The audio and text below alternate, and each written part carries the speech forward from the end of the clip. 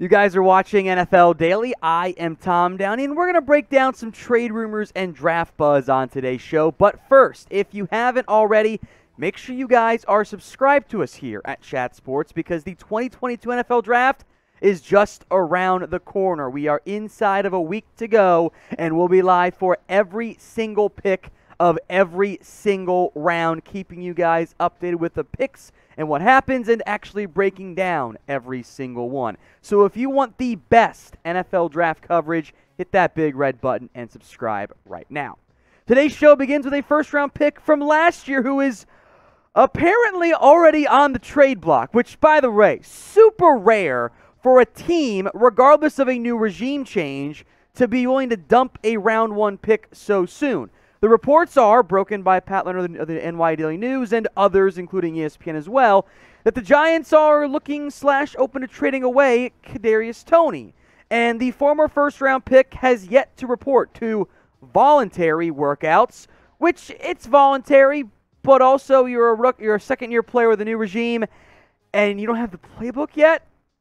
Not great. Not great at all. Toney has been a problem child for New York in not even a year at this point. He missed some of his rookie workouts because he hadn't yet signed his contract, even though other players who do that are still there. There were some reported practice and meeting issues. He missed 7 games in total with injuries, was in a lineup, played in like 1 game in the back half of the season. Also threw a punch against the Cowboys that got him ejected. And now this year, he has yet to report to the team. And all of those things are not good for a player who flashed game-breaking talent in a limited role last year. Toney in total had less than 40 catches, but he did go for 420 yards. A coincidence? I think not. No touchdowns, but he was dynamic. The short area quickness was so impressive for Kadarius Toney. The problem is his numbers were a bit inflated.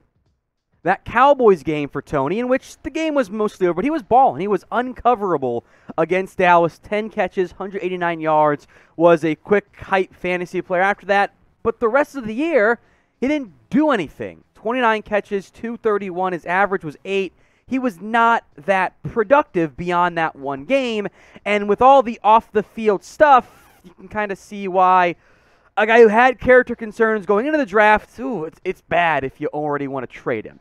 So we'll spend some more time on this, but first, will the Giants trade away Kadarius Toney? Y for yes, N for no. Let me know what you think is going to happen here in the comments section. This question will be the pinned comment on today's video. So if the ad break comes on YouTube, take advantage of it. Head down there, type in Y for yes or N for no.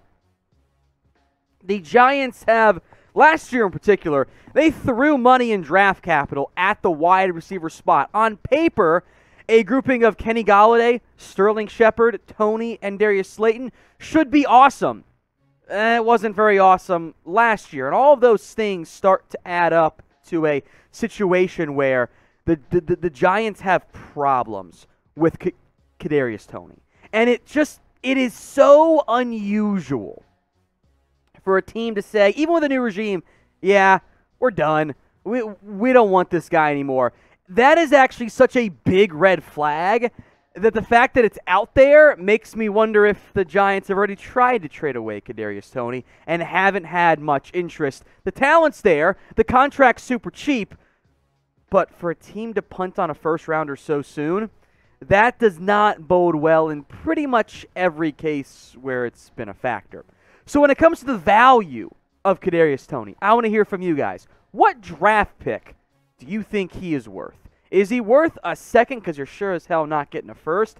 Is it a third or a fourth or a fifth even? Is it rough? Sound off for me in the comments section. Now for a receiver that we know has big-time game-breaking ability and trade value, Deebo Samuel, who, of course, as I'm sure everyone knows, has requested a trade already from the 49ers. There was a Friday report that ESPN Info Network mentioned 3 teams who are heavily interested in adding Deebo Samuel. And when both the major networks put that out there, it means somebody wants it out there, either the agent or the team itself. Here are the 3 teams linked. The New York Jets, not a surprise at all. They are a very obvious destination. The Green Bay Packers, you might go, wait a minute, Tom, they traded away Devontae Adams. Yes, but allegedly they wanted to pay Adams. He just wanted to be in Vegas with his buddy Derek Carr, so that does open up the draft capital and money available to pay Deebo. And the Detroit Lions, who are interesting, but they've got draft picks and are a young team overall. I think we underrate how good of a receiver Deebo was this past year. If I had just presented these numbers, you would have gone, wow, that's awesome. I would gladly trade a first-round pick for that young, talented receiver. Then you throw in the rushing value, too. Now, I am of the mindset that Deebo, it is about the money, not the wide back usage role, because he was happy to do it last year, and his vague comments about no one knows the truth and whatnot make me think he's not mad about the report he wants to trade, because he's requested that. He said that publicly to Jeff Darlington, but the fact that he is upset with some of the media makes me think it's the reasoning why. So what do you think will end up happening in the end with Deebo Samuel? We've broken this down a lot here on the channel. I want to hear from you guys. T for trade, P for pay, W for wait, and they just hold out and make their decision there. Make your predictions for me in the comments section. If Deebo does get traded, you know we'll be doing a video on it. And if it happens during the draft, we'll already be live for it as well. Hit that big red button and subscribe. YouTube.com/chatsportstv. If you're watching on Rumble, make sure you follow us and subscribe to us on YouTube as well. If NFL news happens, we break it down for you guys here. That's like the whole point of the channel. YouTube.com/chatsportstv. Let's merge draft and trade talk now. General Manager Trent Baalke of the Jacksonville Jags says there has not been interest in a trade for the #1 pick, meaning it's coming from other teams. It's just not there. And that's not a huge surprise. Given this year's class, there's no obvious QB that's worth that #1 pick, or I'd argue that much of a first-round pick.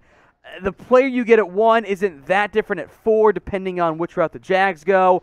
Now, Jacksonville has not settled yet on a #1 pick, which could be the last effort to drum up some trade interest there, because I think Jacksonville would love to trade down. Who wants to trade up, though? Probably not the Lions, the Texans. The Jets and Giants can stand pat. Carolina has no need to move up. So I don't think, in the end, you see a trade of the #1 pick, which is pretty rare anyway, or at least in recent years for the most part. So I think the Jags will stand pat. Now, Trent Baalke said there were 4 players the Jags were still considering at #1 overall. We know Trayvon Walker is one of them. We know Aiden Hutchinson is one. Hutchinson has long been the favorite. Walker allegedly is the favorite of GM Trent Baalke, but he's a little bit on his own from that standpoint. Might require, I think the final meeting is happening Sunday or Monday for Jacksonville to help finalize the board, in which case Baalke gets to make his pick. I've heard that Doug Peterson is a big fan of Ika McWan, and that would be your 3rd player. I don't know who the 4th guy is. Maybe it's Evan Neal, but I would anticipate at this point it's one of those edge rushers. Hutchinson or Walker are your likely favorites to be the #1 pick here by Jacksonville. Who do you think it ends up being? In a draft that I expect a lot of chaos and not nearly as chalky as what it was last year when everyone got the first 7 or 8 picks correct. Who will the Jags take at #1 overall? Let me know right now in the comments section. And we wrap up today's show with some news and the rumors that are spawning out of it. Tom Brady has redone his contract with the Tampa Bay Buccaneers, saving the team about $9 million in salary cap space. And this is noteworthy. It gives the Bucs the chances to re-sign some guys, Ndamukong Suh, Gronkowski as well. But it's also noteworthy for what it means for Brady. He is still in the final year of his deal. He will be a free agent next offseason. And Brady did not get more money to play. He restructured it. There was no new money. And he's not making, even for a guy that's taken a discount in recent years, he's not making nearly the number that he was previously. This is going to be one of the cheapest money coming into Brady years he's had in a long time. He is very cheap this year. What this means is the Brady to Miami rumors are not going to stop. It's not going to happen this year. There is a 0% chance of that. But next year, things are going to get a little bit dicey from that standpoint. And we know, of course, the previous reports, and plus a new one we'll break down here in a minute of, Brady was going to go to Miami. So will Tom Brady ever play for the Miami Dolphins? 1 for yes, he will. 0 for no, he will not. Drop your predictions for me in the comments section right now. Now, coming off of this news was a report from Chris Sims, who wishes he was Major Applewhite, that the Dolphins were going to trade a second for Tom Brady and a first for Sean Payton, and that was their plan amid the other reports from Pro Football Network's Mike Florio and others that the Dolphins were trying to lure Brady as a part owner and Payton as the coach, but also maybe as a player. There's a lot of murkiness there. Now, I will make note, specifically the Brady side had been disputed by other reporters, that the Bucs and Dolphins never talked about a Tom Brady trade, and I understand Bucs fans are mad about this, and I get it. But the Dolphins' rumors about Brady playing are going to be incredibly hot next year unless Tua balls out. Brady's a free agent. Yes, he's old, but he's been linked so many times to the organization, it does start to make some sense unless Brady signs an extension with the Bucs, which he hasn't done so yet. And if Tua struggles, that team is all in. I think they would get aggressive about adding Tom Brady in the event Tua's not the guy, and Brady actually does want to play in Miami. So that is what I call a future Tom problem. Normally refers to myself. This case, it's a Tom Brady problem, funnily enough. We will, I'm sure, discuss that next offseason, but for right now, that trade's not going to happen. Brady will be a Buccaneer this year. Beyond that, it's a little bit murky.